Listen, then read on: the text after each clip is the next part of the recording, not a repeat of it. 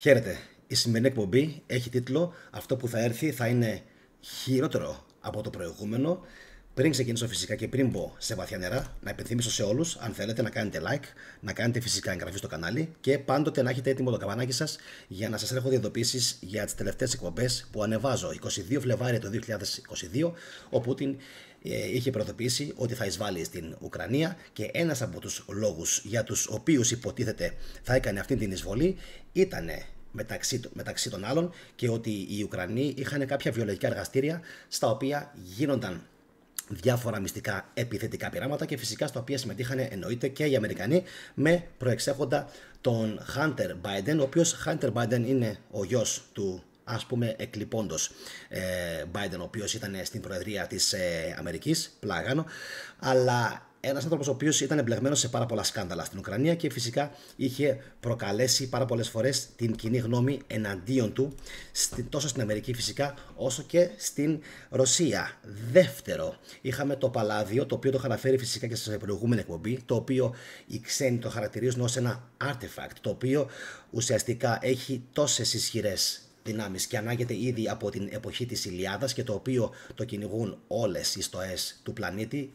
Δηλαδή γίνεται εσκεμμένη προσπάθεια να το εντοπίσουν ή αν θέλετε να ελέγξουν αυτήν τη δύναμη που έχει το Παλάδιο. Πάντοτε το Παλάδιο, για όσους από εσάς δεν ξέρετε, είχαμε κάνει μια εκπομπή, βρίσκεται στην Κεντρική Ασία για λόγους τους οποίους έχουμε καλύψει σε άλλη μας εκπομπή και φυσικά δεν μπορούμε να πλατιάσουμε και να αποκαλύψουμε σήμερα κάτι παραπάνω πάνω στο Παλάδιο της Θεάς Αθηνάς. Αυτό είναι θέμα καθαρά των τεκτώνων. Τρίτον, και το σημαντικότερο είναι ότι τελικά απεδείχθη, και εδώ θέλω να δώσετε ιδιαίτερη προσοχή, πάρα πολύ προσοχή, και θα το διαβάσω 2 φορές.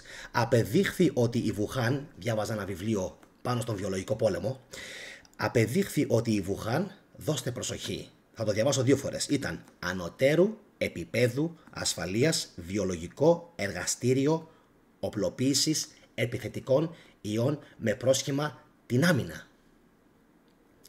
Το ξαναδιαβάζω. Απεδείχθη ότι η Βουχάν ήταν, ανωτέρου επίπεδου ασφαλείας βιολογικό εργαστήριο οπλοποίησης επιθετικών ιών με πρόσχημα την άμυνα και στο οποίο συμμετείχαν τόσο οι Αμερικανοί, μάλιστα ο Γκέιτς είχε ρίξει κάποια εκατομμύρια, μην φανταστείτε πάρα πολλά εκατομμύρια, 2-3 εκατομμύρια, αυτό τουλάχιστον το έχει καταγγείλει ο Κέννεντι. Πάμε παρακάτω.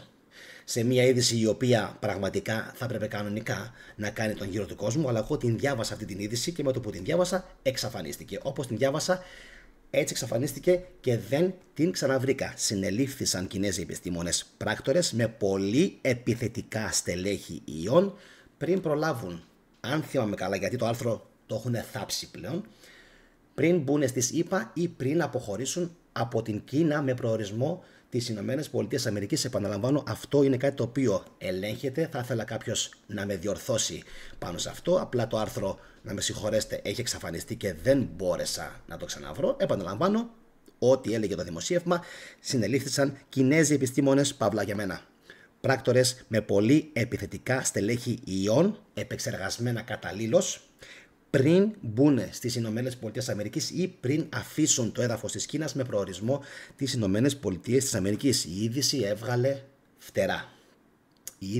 φτερά. Αν έβγαλε όμως φτερά αυτή η είδηση, μία άλλη δεν έβγαλε φτερά και είναι η εξής. Ακούστε, Tech and Science. Κινέζοι επιστήμονες ανακάλυψαν νέο κορονοϊό νυχτερίδας με κίνδυνο μετάδοσης στον άνθρωπο. Προσέξτε λίγο τη λέξη κίνδυνο, αλλά προσέξτε λίγο πιο πολύ πού έγινε η έρευνα και από πότε είναι. Είναι από 21 Δευτέρου του 2025. 21 Δευτέρου, πριν 4 μήνες, το 2025. Και ακούστε λίγο ποιοι συμμετείχαν, και εδώ είναι πάρα πολύ εντυπωσιακό. Στην έρευνα συμμετείχαν επιστήμονες από το εργαστήριο Guangzhou, της Ακαδημίας Επιστημών της Guangzhou, το Πανεπιστήμιο Βουχάν και το Ινστιτούτο Ιολογίας της Ουχάν. Τα ευρήματά τους δημοσιεύτηκαν στο επιστημονικό περιοδικό Cell την Τρίτη, πριν λίγο καιρό. Σύμφωνα με τα ευρήματα, ο ιός με πανδημικό δυναμικό φιλοξενείται στις νυχτερίδες του γένους Pipistrellus. Οι εργαστηριακές δοκιμές αποκάλυψαν ότι ο ιός μπορεί να μολύνει ανθρώπινα κύτταρα και τεχνητά αναπτυγμένους ιούς των πνευμόνων και του εντέρου. Μπορεί επίσης να συνδεθεί με τους υποδοχείς ACE του δύο ανθρώπους, νυχτερίδες και άλλα ζώα, αυξάνοντας την πιθανότητα μετάδοσης μεταξύ των ειδών. Και αν θυμόσαστε καλά, αυτό το ACE2 ήταν ο λόγος για τον οποίο ο προηγούμενος που μας απασχόλησε τα προηγούμενα χρόνια ήταν τόσο μα τόσο σημαντικός και τόσο φυσικά θανατηφόρος. Είχε μια απίστευτη ικανότητα να μπορεί να συνδεθεί με τους υποδοχείς ACE2, κάνοντας τον εξαιρετικά επικίνδυνο και εξαιρετικά θανατηφόρο.